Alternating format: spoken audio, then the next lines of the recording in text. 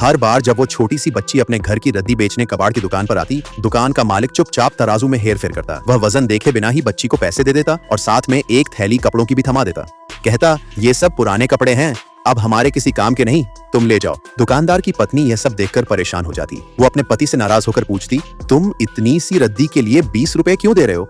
ये तो मुश्किल से 3 रुपए की होगी। और ये जो कपड़े तुमने उसे दिए, ये तो वही नए कपड़े हैं जो हमने अपनी बेटी के लिए खरीदे थे। क्या तुम पागल हो गए हो? पति ने चुपचाप पत्नी को बाहर देखने को कहा। बाहर एक कोने में बैठा एक अधेड़ आदमी था, बच्ची का मानसिक रूप से बीमार पिता। छोटी सी उम्र में वह मासूम बच्ची अपने बीमार पिता की देखभाल कर रही थी और उसके इलाज के लिए रोज रद्दी बीन कर बेच रही थी। उसकी नन्ही सी कंधों पर जिम्मेदारियों का ऐसा बोझ था जो उसकी उम्र से बहुत ज्यादा था। फिर जो हुआ, उसने दुकानदार की पत्नी को अंदर तक झकझोर दिया। बच्ची जब दुकान से जाने लगी तो वह उन दोनों के सामने घुटनों के बल बैठ गई। उसकी आंखों में आभार था और दिल में समझदारी।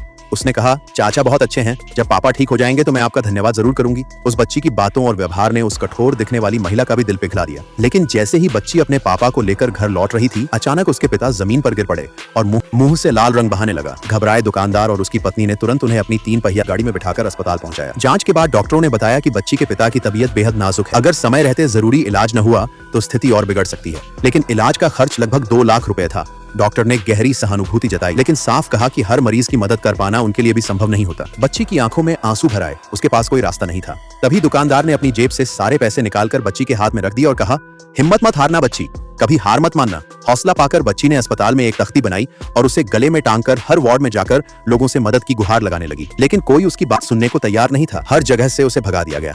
तभी उसी अस्पताल में अपने पिता को देखने आई एक अमीर महिला ने उस बच्ची को देखा।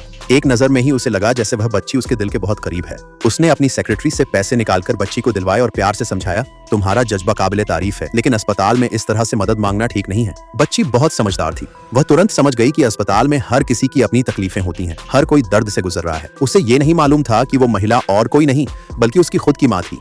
दरअसल सालों पहले वो महिला अपने प्यार के लिए अपना असली पहचान छिपाकर बच्ची के पिता से शादी कर चुकी थी। जिंदगी सादी थी पर खुशहाल थी। जब वो गर्भवती हुई तो दोनों बहुत खुश थे। लेकिन बच्ची के जन्म के दिन महिला को अचानक ऐसी दिक्कत हुई कि हालात तेजी से बिगड़ने लगे। अस्पताल की व्यवस्था कमजोर थी, इसलिए डॉक्टरों ने पिता से कहा कि पत्नी को किसी बड़े अस्पताल ले जाएं।